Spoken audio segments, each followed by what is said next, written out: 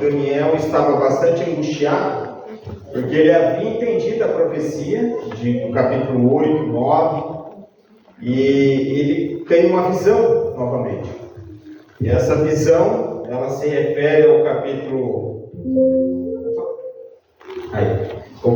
10, 11 e 12, que é uma só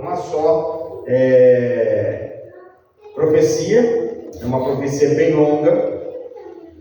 E hoje nós vamos ver um pouco sobre esse capítulo 11, mas o final dele, que é do verso 40 ao 45, eu estive pesquisando muito durante a semana. E assim, é algo que ainda não se cumpriu. É uma profecia que ainda não se cumpriu. Então, vídeos que a gente acha são de 10, 11, 12 anos atrás, com talvez um entendimento que os pastores adventistas estavam tendo.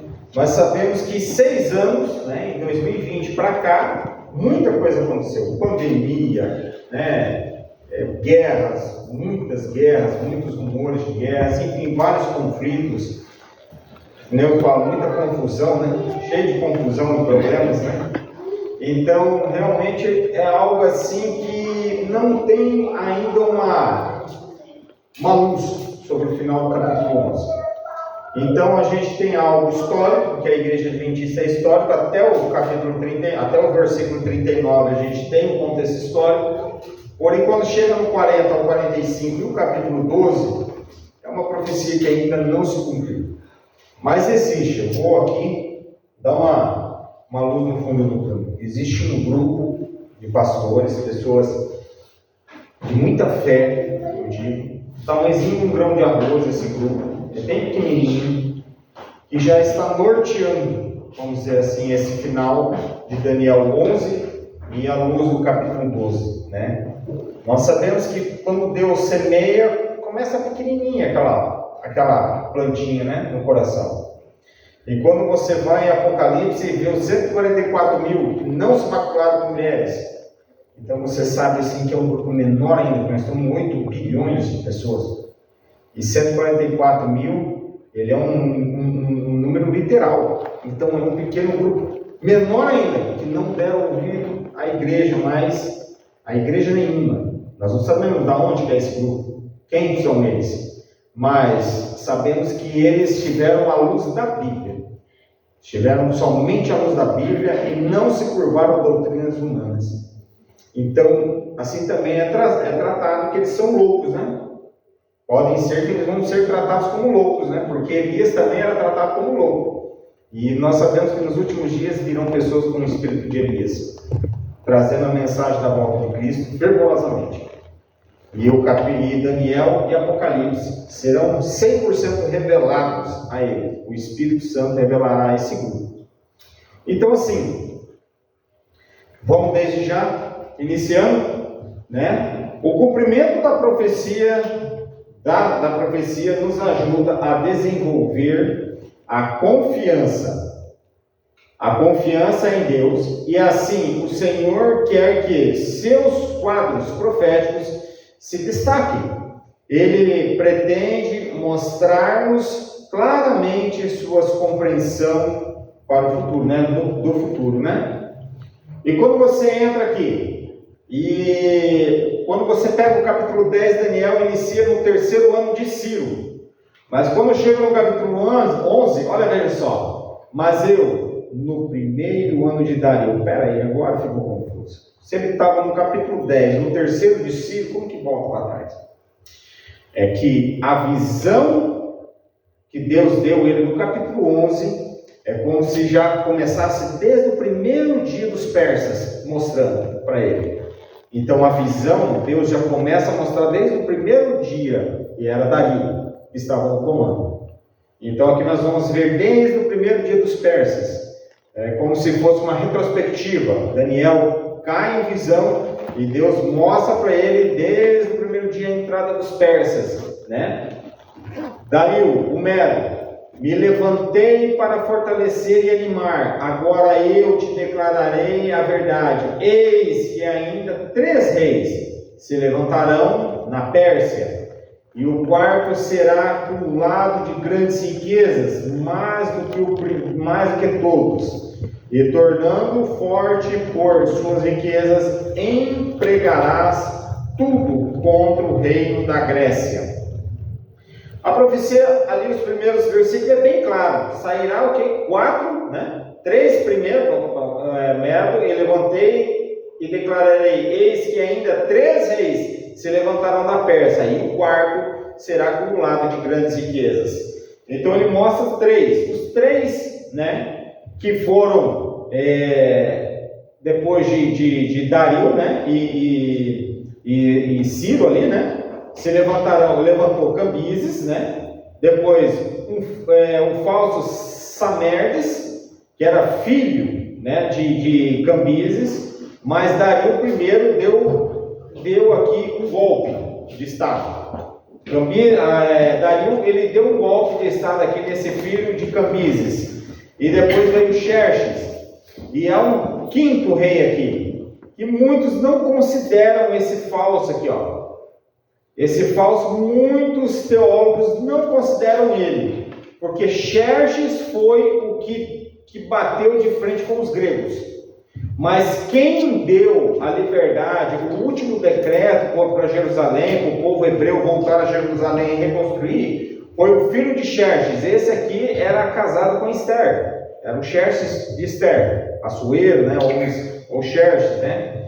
Então foi o filho deles que devolveu o povo definitivamente, que era Artaxerxes, era o nome dele. Então assim, tem alguns que consideram esses 4, outros não consideram esse Esmerdes aqui, né, e considera Artaxerxes.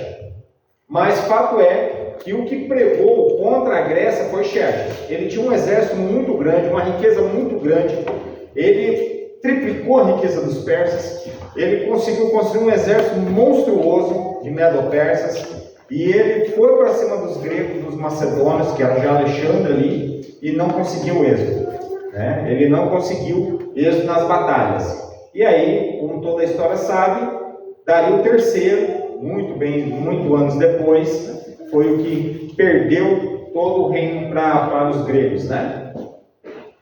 O rei Xerxes despendeu 4 anos estocando armamentos e preparando um exército. Suas legiões marcharam contra a Grécia, mas foram derrotados. Ele nunca teve êxito, né? Quais as características do rei que derrotou os Medo-Persas? Isso é narrado em também Daniel 11, do 3 ao 5.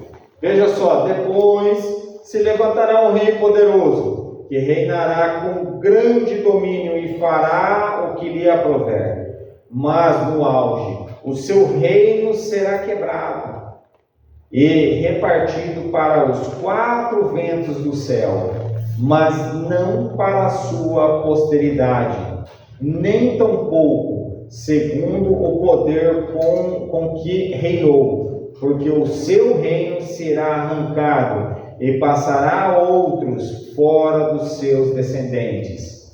Veja só como Daniel é preciso, a profecia é bem precisa, e justamente foi isso que aconteceu. Justamente quando Alexandre estava reconstruindo a capital, Babilônia, e Alexandria, né, as duas cidades que ele estava reconstruindo, principalmente Alexandria, de seu novo império, ficou doente. Isso foi na Babilônia, e ele morreu. E foi sucedido pelo seu filho, nascido logo após a sua morte, e o seu meio-irmão, Felipe. Mas veja só, os generais de Alexandre assassinaram o seu filho e o irmão, dividindo o reino entre si. Seleuco, né, que foi o grande responsável em assassinar a família de Alexandre. Seleuco matou a esposa de Alexandre, o filho dele, o irmão, e, vamos falar assim, fez uma limpa na descendência de Alexandre. E o pau cantou entre eles. E só sobreviveu Ptolomeu e Seleuco. Cassandro também e Lisímaco também, que tiveram seus reinos tomados por esses dois. Mas por um bom período eles ficaram no domínio. Agora, a expressão que aparece sempre aqui no capítulo 11, rei do sul e rei do norte, aparece frequentemente no capítulo 11. A essa altura, elas referem-se àqueles que governaram o Império Grego dividido. Rei do Sul, Ptolomeu, e o rei do Norte, Seleuco, né? É os helenistas, né? O reino helenístico, né? Que a gente fala, a grande batalha helenística, que era a Síria e o Egito, né? Nós vamos ver isso em detalhe, tá? Todos os reis do Sul simbolizavam Egito, portavam o nome Ptolomeu, né? E todos os reis do Norte levavam o nome Seleuco ou Antíoco. Né? Teve Antíoco Epifânio, né? Vários Antíocos II, tiveram vários nomes. Por isso que eu não vou ficar muito, eu só vou falar um pouquinho da primeira, porque lembra que eu falei que isso aqui é uma novela mexicana. Você vai ver, casa com um, mata o outro, entra no outro, mata o outro, vai lá, o outro se vinga, sabe? É uma bagunça. E assim, não tem muita importância para assim, os nossos dias, né? É mais, eu vou falar primeiro para vocês verem como que encaixa, tá? Então, mas ao cabo de anos, eles se alinharão, e a filha do rei do sul virá ao rei do norte para fazer um tratado. Né? Daniel 11:6. Cerca do ano 250 a.C., o rei Ptolomeu do sul, do Egito, ali do Egito, essa aqui foi a linhagem de Cleópatra, tá? E do Egito, o rei Antíoco do norte, que era da Síria, tentaram promover uma paz. Tá? Essa paz foi tentada 6 vezes. Tá? São 6 guerras da Síria conhecidas no tempo helenístico. E essa aqui vai ser a primeira que o pau vai cantar. A Síria tentaram promover a paz entre os seus 2 reinos. Antíoco casou-se com Berenice, a filha de Ptolomeu. Então, Ptolomeu foi lá e deu a sua filha para Antíoco para que tivessem paz. Só que tinha um problema. Antíoco já era casado. Aí como é que fica, né? Houve somente um problema com esse tratado. Antíoco, o rei do norte, já era casado. E assim ele se divorciou de sua esposa Laodice, e um novo casamento aconteceu, e um menino nasceu dessa união. Tudo isso é narrado ali, né? Lógico, com essas características aqui. E aí, olha só o que aconteceu. Mas Antíoco logo percebeu que ele amava a primeira esposa, a Laodice, mais do que a nova mulher. E depois que o seu sogro Ptolomeu morreu, ele se divorciou de Berenice e retornou a Laodice com a sua esposa. Viu como é que é uma novela mexicana? É ou não é? Eu falo. Eu fico até confuso. Então, você já pensou passar até o verso 30 uma bagunça dessa? Vocês vão sair fã do México. Vamos lá. Laodice, vamos ver o final dessa história. Essa história ficou bonita agora. Laodice, todavia, ficou desconfiada de seu marido, o rei Antíoco. Olha só, ele vai acabar voltando com Berenice. E aí o que ela fez? Usando os seus poderes reais, ela planejou uma conspiração e mandou matar Antíoco, Berenice e os seus servos e filhos. Fez uma chacina geral. Você acha que isso deu certo? Não. Com certeza não, né? Então Daniel 11 aparece com detalhes referentes aos impérios romanos e às batalhas também, entre o rei do norte e o rei do sul. Esses pormenores também refletem os ataques feitos contra o povo de Deus. Né? O rei do norte, a gente sabe que o trono de Deus, eu daqui a pouco vou mostrar umas passagens aqui, ele também refere-se ao norte. Né? Então, em algumas entradas, eu falo que do 40 ao 45, ele se encaixa bastante nesse conflito cósmico, apontando Deus, o seu povo, tá? E Satanás, né, como o rei do sul, que é o oposto, sempre foi o oposto, né? Aí quando você pega de Daniel 7 a 9, aquele descendente de Berenice, o irmão dela, da família de Berenice, se levanta, que era Ptolomeu III, Evérgita, tá? Ele invade a Síria para vingar a sua irmã Berenice e conquista a cidade e captura tesouros e retorna ao Egito vitorioso. Aí já vem a vingança desse irmão dela. Mas só não fica, isso aí não termina assim. Depois os filhos de Seleuco retornam à guerra. Seleuco III, aí vai com Antíoco III, o grande. E Antíoco III torna-se o principal líder e avança contra o Egito. Então veja como que tudo dá detalhe. Depois do 11 e 12, o rei do sul, Ptolomeu IV, já daí começa contra o Egito, e aí vai a bagunça toda. Por isso que eu não fiquei muito. Ó, depois é Antíoco III, aí muitos. Depois, se vocês quiserem, eu mando para você PDF para a Cris, e aí vocês podem pesquisar essas guerras sírias, se vocês tiverem um tempinho para ver isso. É legal, é assim, bate bem certinho com a profecia. Falando da profecia, bate bem certinho o que Daniel cita ali e os principais acontecimentos desses conflitos, né? É bagunçado, mas é isso. Infelizmente, depois ao 15, aí vai falar de Roma, aqui começa a entrar Roma de frente, né?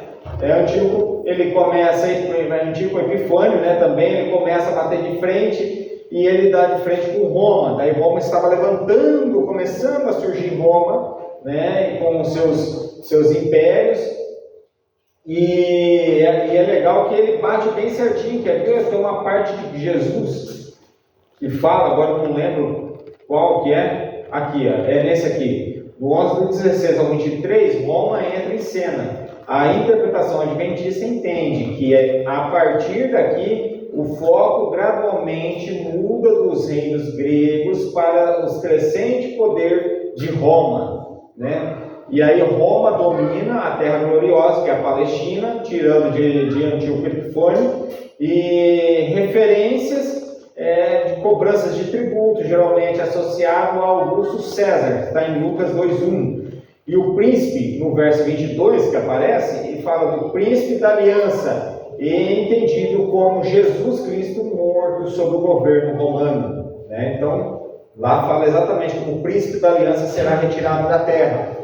Dá certinho entendimento. Aí no verso 23 a 30 descreve a expansão do Império Romano e a transformação com Júlio César, né? E os adventistas identificam o verso surgindo também a Roma papal medieval. A abominação desoladora é entendido como a corrupção no sistema cristão, ali, né? A entrada do cristianismo. E do verso 32 a 35, um período de perseguição aos fiéis durante a Idade Média.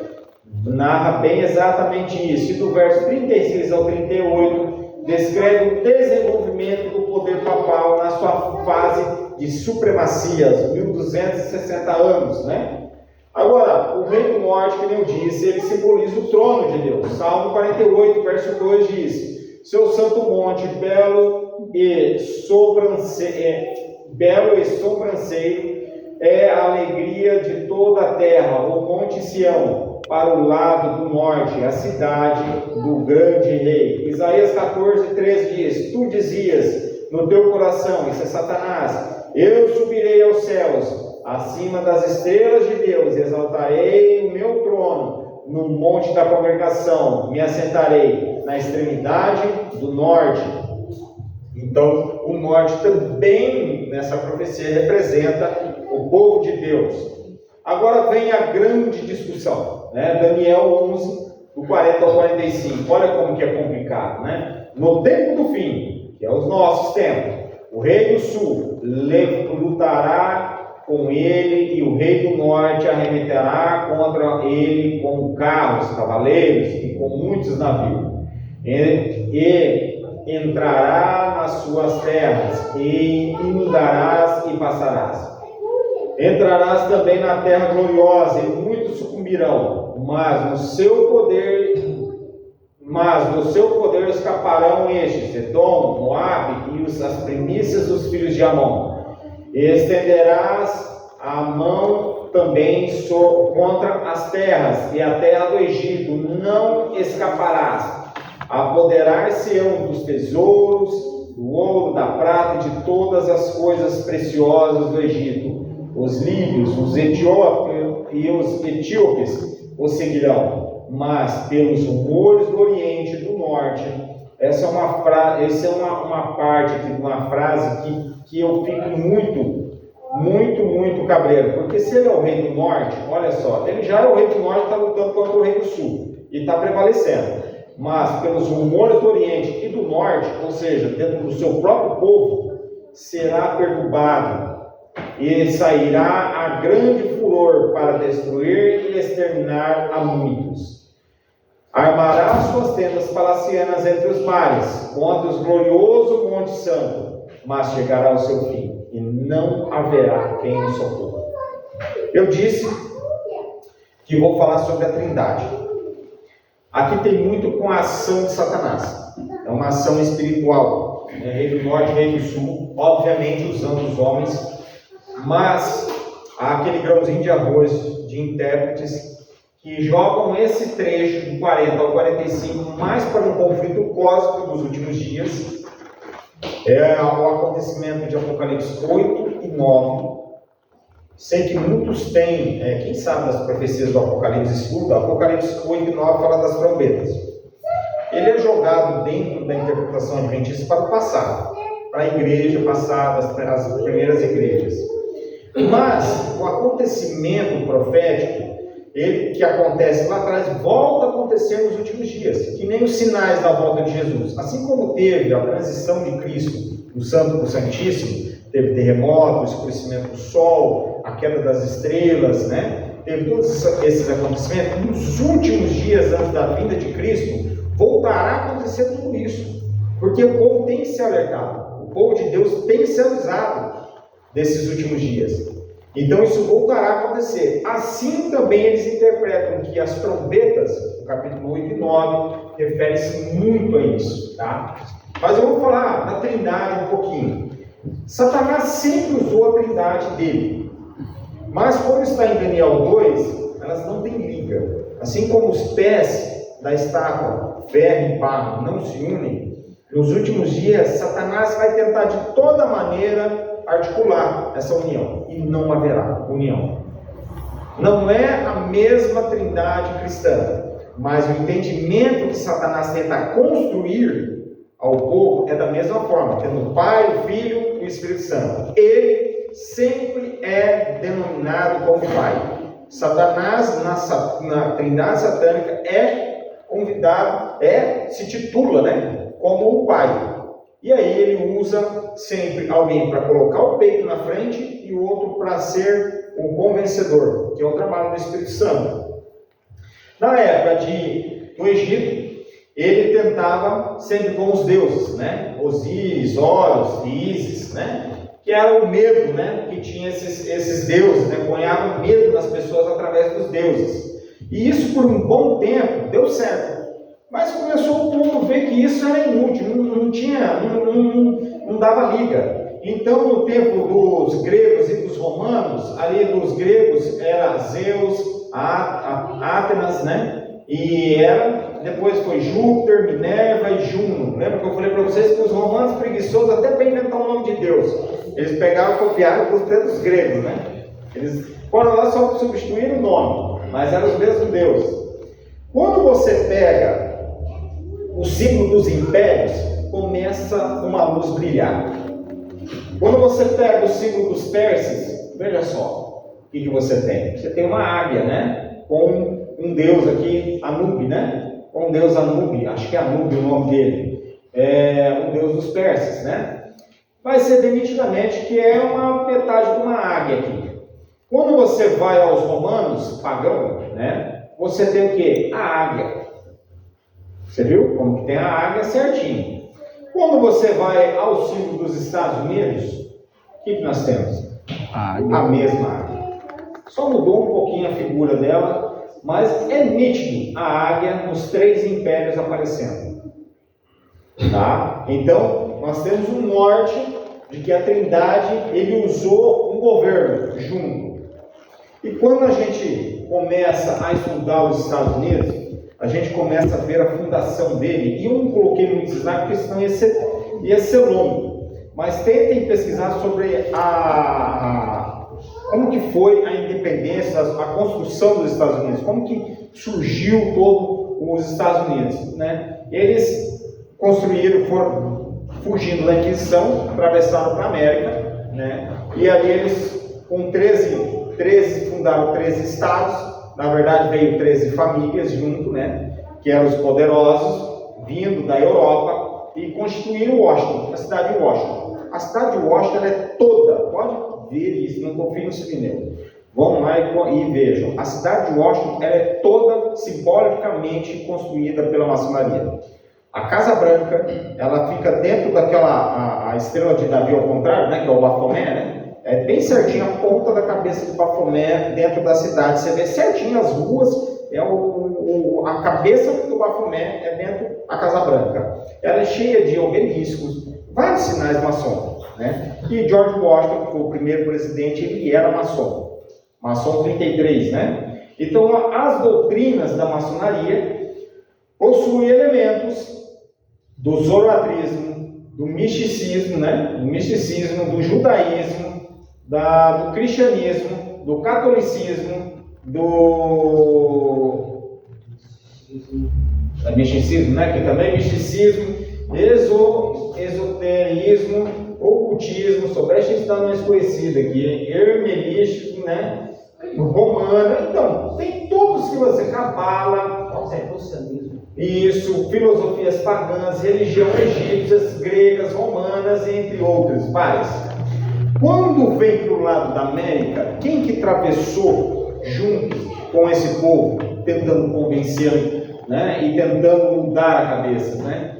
Isso é algo que não tem muita comprovação, porque agiu de uma maneira muito surdina, muito na surdina, os jesuítas, né? Os jesuítas, a gente sabe que eles vieram aqui para o Brasil, tentaram catequizar os índios, né? Colocando, tem a grande história de que eles estavam colocando fogo no alto lá e ameaçando os índios que iam queimar as águas, né? E, enfim, tem várias histórias dos jesuítas que ajudaram os europeus a levar o nosso ouro, o pau-brasil, enfim, sempre tendo essa história, incluir os jesuítas. Não há uma comprovação direta entre esses dois, mas, que nem eu sempre falo, né? Muitos maçons que saem da maçonaria cogitam que sim, há uma grande infiltração que dentro da maçonaria, na catolicismo, que é os jesuítas. Prova é que a gente não consegue, né? Eles mesmos não conseguem. Mas os maçons, eles operaram como maçonaria mesmo, depois do século ali, depois de 1600, 1500, 1600, eles tiveram o nome. Antes disso, eram os guildas, né? Conhecido como guildas. O que eram guildas, né? Os guildas, há uma discussão muito grande que uns falam que começaram, é maçom, tá? Guildas é a maçonaria, só que eles agiam de uma maneira assim, mais nos seus lugares, quieto. Né? Eles eram professores, construtores, pedreiros, que muitos falam que eles surgiram no tempo de Salomão. Outro grupo dentro da própria maçonaria fala que não, desde Babel, desde a Torre de Babel, lá com Nimrod, foram os primeiros guildas, né? Mas o fato é que nem eles não têm certeza de quando começou.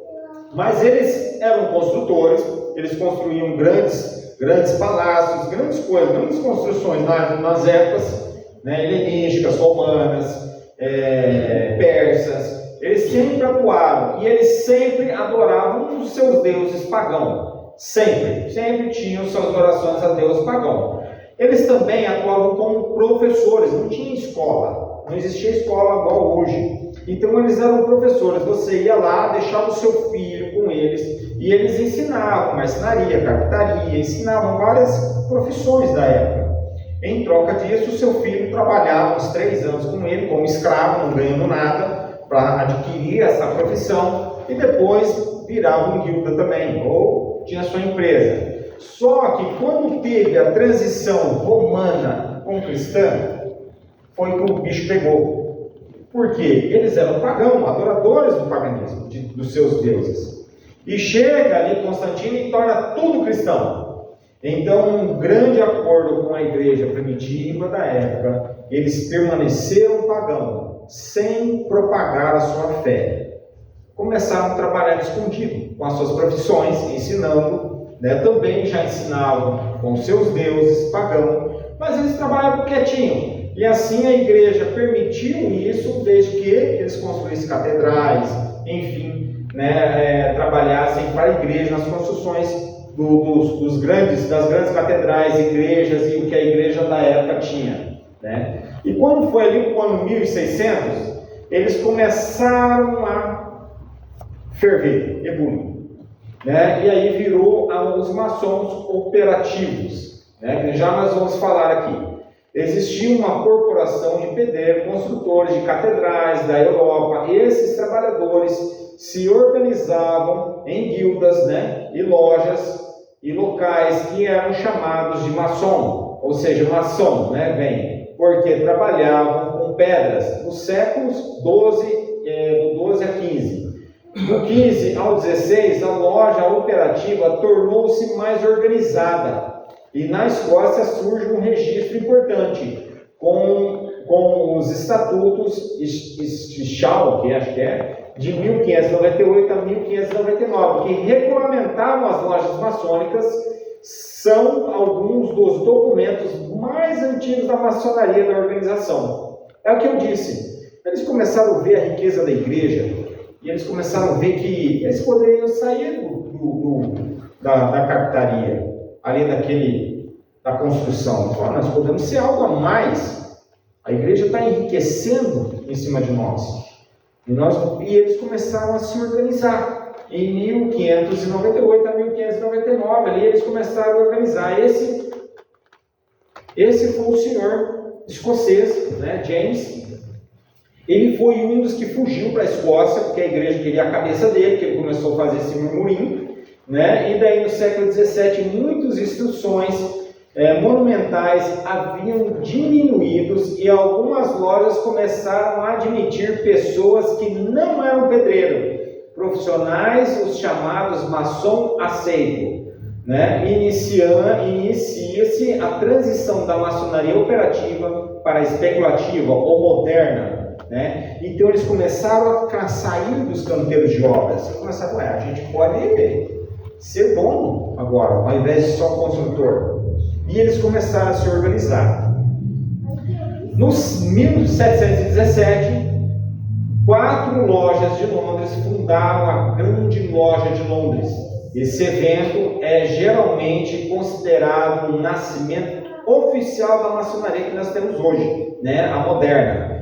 Portanto, não houve uma mudança de guildas para a maçonaria operativa, porque os guildas de construtores eram justamente a base da maçonaria operativa. A grande transição histórica foi a maçonaria operativa, né? Ou profissionais, para a maçonaria especulativa, filosófica e principalmente entre o século 17, acho que é 17 e 18.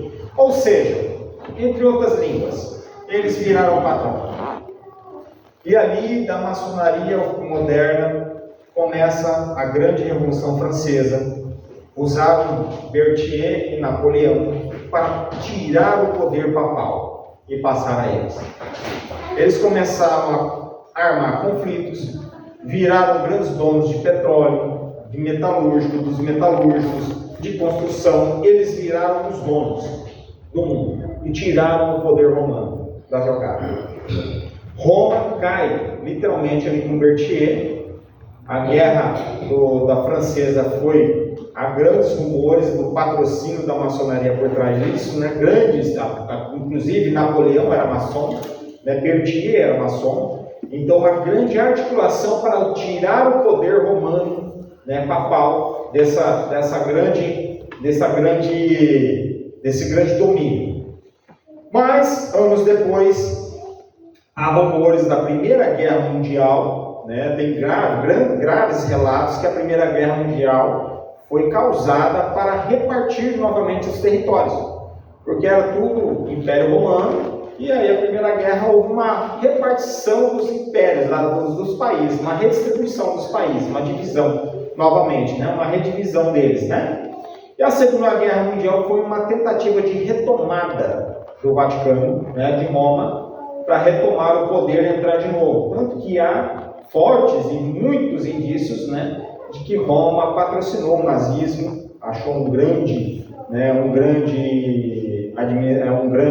administração política da época, admirou a administração do nazismo. Quem devolve o poder e as terras é Mussolini, nazista, e também muitos e muitos nazistas no final da guerra, generais que nem Mengele, Adolf Eichmann, vários e vários desses líderes nazistas fugiram para a América com a ajuda do Vaticano.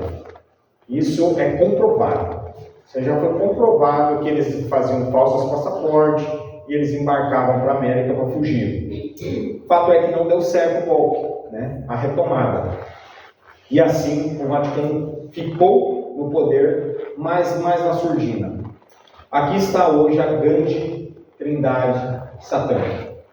A gente pode se dizer descaradamente que o poder de Satanás hoje atua aqui, dentro da maçonaria e seus braços. Eles coordenam o mundo. Eles citam as coisas como tem que ser feito. Eles citam. Isso é comprovado, que tudo que nós estamos tendo uma agenda, tudo há uma citação deles de como tem que andar. O Vaticano, ele atua na tentar convencer a articulação. Recentemente eu falo sempre para as pessoas, Estados Unidos é o Filho, seria, né? E o Vaticano é o Espírito Santo, na Trindade, né? Estados Unidos está dando a cara a tapa, indo para cima, metendo bomba, entrando, invadindo, fazendo os avanços que têm que ser feitos, guiado por esses aqui. Esses já trabalham no subterfúgio, mais comendo bolo pelos lados. Recentemente, os Estados Unidos estava cercando Cuba, tentando estrangular Cuba, e aí de repente vem uns líderes do Vaticano, lá, uns representantes do Vaticano, né, uns representantes do Vaticano, vai a Cuba e negocia com lá acho que é o neto de Fidel Castro, que está no poder, e ele liberta alguns líderes políticos. Quase nenhuma mídia publicou isso. Mas por que essa igreja, esse Vaticano, está ajudando os americanos? É a pergunta que eu me faço. Por quê? Paz. E aqui estão algumas notícias. Tá? Aqui os líderes portugueses admirando a ação, né, e aceitando a propostas. Eu vou mandar depois, vocês podem abrir ou podem seguir esse portal que é deles mesmo, da maçonaria. Tá? Os líderes maçons estavam obedecendo ao pedido do Papa. Aqui o Papa se reuniu com os maçons na Espanha e também com o líder da Espanha. E aquele também se reunindo, se tratando de uma paz dentro de Jerusalém. E eles estão negociando essa paz. Então você vê a ação sempre do Vaticano junto, lado a lado com a maçonaria. Lado a lado. Eles não fogem, não tem vergonha, eles são descarados. Não vai dar tempo, mas no próximo estudo, tá? Porque é muita coisa. Eu vou falar sobre o verso 40 ao 45. A gente vai ver tudo isso aqui espiritualmente. Eu vou mostrar dentro do Apocalipse, porque o capítulo 12 é bem rapidinho. Mas eu vou mostrar dentro da luz da Bíblia e dos escritos de Ellen White o que ela diz sobre isso aqui, tá? E o que a Bíblia cita sobre esses últimos dias. A gente vai ver um grande conflito em que Satanás é liberto para fazer o que quiser com o povo. É os últimos suspiros, mas menos para o povo que tem o selo de Deus. E nesses últimos dias, a gente vai ver como se encaixa bem certinho esses ataques aqui, ó. Principalmente esse aqui, ó, quando ele sai contra o povo do norte, com todo o furor. É as últimas agonias de Lúcifer. É os últimos instantes antes da amarga derrota dele, quando Cristo aparece, quando surge. Gente, eu não consegui colocar tantos e tantos, até para não ficar tão pesado, né, o estudo, mas assim, não é conspiratório essa questão dos maçons, de Illuminatis. Alguns falam dos Illuminatis, outros falam das 13 famílias, outros falam da Rosa Cruz, são tudo farinha do mesmo saco, para resumir. Então assim, eles estão na articulação do planeta, das ações. Isso é descarado. Muitos e muitos que saem de lá, alerta o povo, gente. Eles estão fazendo o que querem.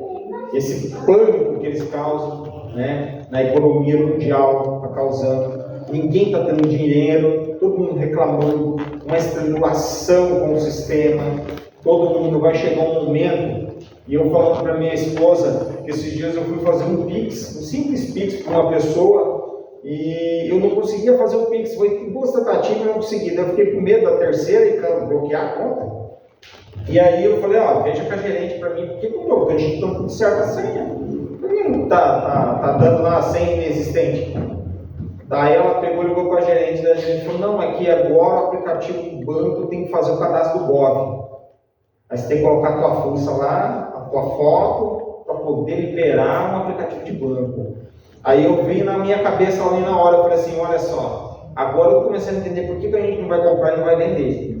Alguma maneira eles estão estrangulando. Então se você não me segue, tchau, acabou o dinheiro. Quem que vai ter dinheiro físico? Você pode ver que quase não está tendo mais dinheiro físico. Todo mundo é cartão, banco. Então esse sistema, eles estão lá estrangulando a trajetória nossa. Vai chegar um ponto, eu não sei qual é. Não vou ficar aqui, né, fazendo um drama danado, mas a gente sabe que de alguma maneira vai ter uma ação sobre isso. Como que eles vão saber que eu sou um adventista e que não aceita a guarda por mim? Eles vão ter que saber de alguma maneira. Alguma maneira vai ter que saber. Né? E quem fez faculdade, vestibular, sabe que quando você vai prestar um vestibular, lá no cadastro do vestibular, pergunta a tua religião, pergunta a tua cor, enfim, vários, né? Mas a religião, qual que é a importância? O cara vai se formar na faculdade, precisa saber da religião dele. Né? Mas o cerco está fechado. Gente, domingo que vem a gente encerra esse restinho do capítulo, vai ser um pouquinho estendido, mas o capítulo 12 é bem rapidinho, e também é uma possível interpretação. Tá? Existem duas interpretações adventistas, uma que joga o capítulo 12 ao passado, e outra que joga para o futuro. Eu não gosto de conhecimento do muro, eu acredito muito no futuro. Porque Deus fala várias vezes que Daniel é o seu filho muito amado aos olhos de Deus. Ele é muito amado. Então, há uma interpretação, que é essa do futuro, em que ele mostra, possivelmente, a volta de Cristo, não a data, né, que nem em 1844 fizeram, mas ele põe duas datas que distinguem, né, o dia do fechamento da porta da graça, quantos dias para fechar a porta da graça e quantos dias para a volta de Cristo. Tudo isso. Tá? É bem legal. É bem legal, assim, não é uma profecia que nem eu falo, que ainda podemos bater o martelo. Eu posso amanhã vir com outra interpretação, pode surgir outra pessoa inspirada por Deus. Mas atualmente é as que nós temos, assim, né? Dentro da igreja. Mas pode ser que amanhã mude tudo isso aqui, o capítulo 11 e o capítulo 12. Porque elas são fatos ainda que não aconteceram. Tá?